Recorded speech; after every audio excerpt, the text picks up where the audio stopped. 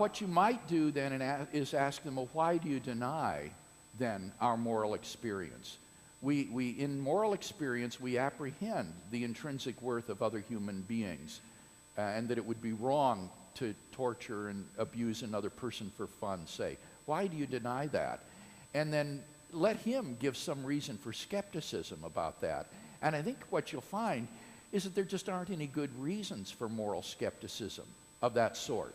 Any argument that you can run for being skeptical about moral values, you could run a parallel argument for being skeptical about the reality of physical objects in the world.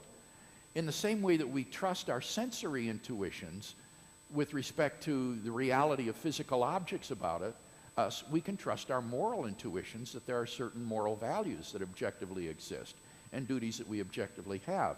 So that if he's going to be skeptical about these moral entities or realities, he ought to also be subjectively or skeptical about the reality of the physical world around him, which is, I think, just to push somebody into an untenable sort of skepticism.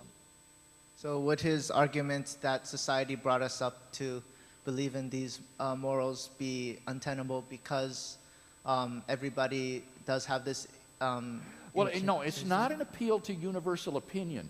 It's more of this sort. When you ask non-believing ethicists why they think that premise 2 is true, and by the way, the vast majority of philosophers that I debate on this who are not theists, they don't deny premise 2. They all affirm it. Why? Why is it that these unbelievers affirm the reality of objective moral values and duties? Well, Louise Antony, a philosopher at the University of Massachusetts in Amherst, put it very nicely.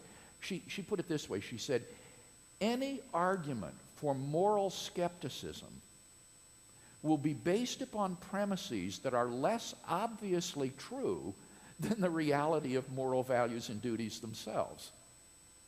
And I think that's absolutely right.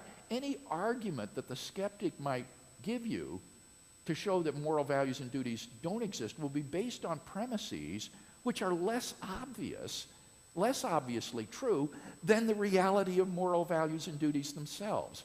And therefore, you shouldn't believe those premises.